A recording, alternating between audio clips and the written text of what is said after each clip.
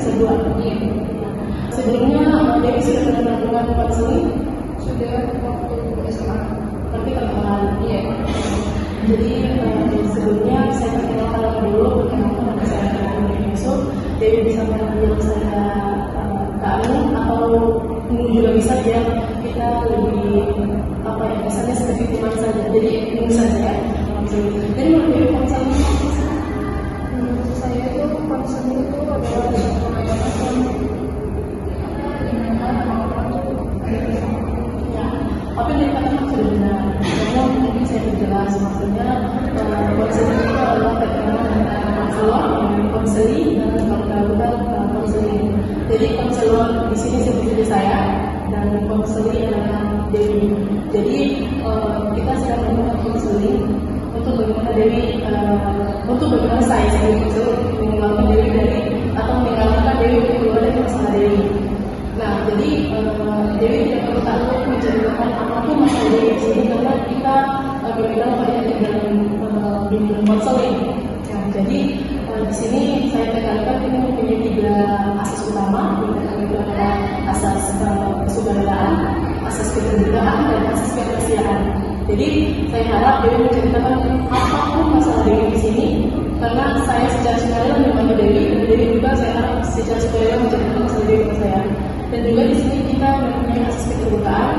Jadi apapun masalah Dewi yang Dewi simpan dan ceritakan semuanya kepada saya. Kemudian ada pun asas kemanusiaan.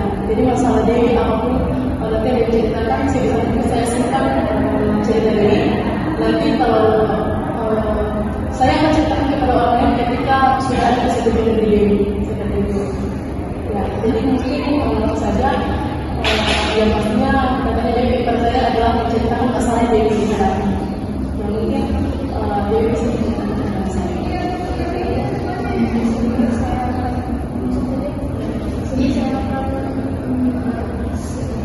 cerita tentang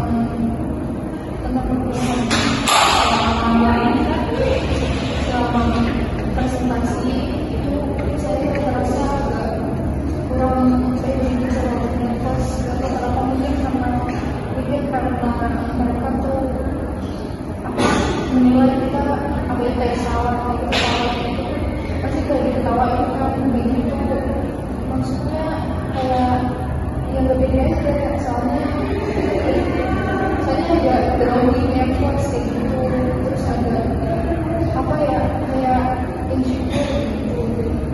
Jadi saya datang ke sini itu mencari solusi bagaimana supaya saya lebih plus insecure itu terhadap presentasi atau soal karena saya semasa SMA itu selalu harus melakukan kayak gitu, maksudnya selama presentasi atau apapun harus bagus apapun gitu. Jadi udah terbiasa. Jadi kadang-kadang kalau kita foto kan pasti kayak kok kayak gini sih, padahal SMA udah kayak gitu. Apa yang membuat Dewi begitu? Secara kita kan presentasi, jadi harus mau kelihatan perfect gitu kan. Soalnya kalau itu nggak kelihatan perfect, pasti orang-orang bakal ngejatuhin kayak ada yang punya orang kan banyak, bukan dari 1-2 kan banyak. Jadi saya ingin kan ya bagus, sambil bagus seperti yang aku di sini. Ya seperti paham kan yang Dewi rasakan ketika pada apa ya penerapan dari kurikulum yang mereka Dewi di depan. Jadinya saya tanyakan memangnya depan Dewi ketika presentasi itu sebelumnya. Kalau dari saya itu sih sama, cuma bagaimana ya, kadang-kadang overthinking kita kan yang membuat kita ngerasa nggak pede gitu, kayak padahal mereka juga nggak sebagus, tapi kenapa kita pas mau presentasi kok nggak pede gitu. Ya biasanya tuh pikiran-pikiran negatif yang menguasai, sehingga mendominasi lah. Sehingga itu pikiran-pikiran negatif seperti itu mendominasi kita sehingga mengalami keadaan kita. Karena memang awalnya kalau kawan-kawan tuh biasanya dia pakai inspirasi, tapi mungkin karena punya apa ya, punya percaya diri yang tinggi, jadi ketika presentasi di depan menjadi lebih pede. Kenapa Dewi tidak melakukan konsep seperti itu? Pede saja, abaikan perkataan-perkataan orang.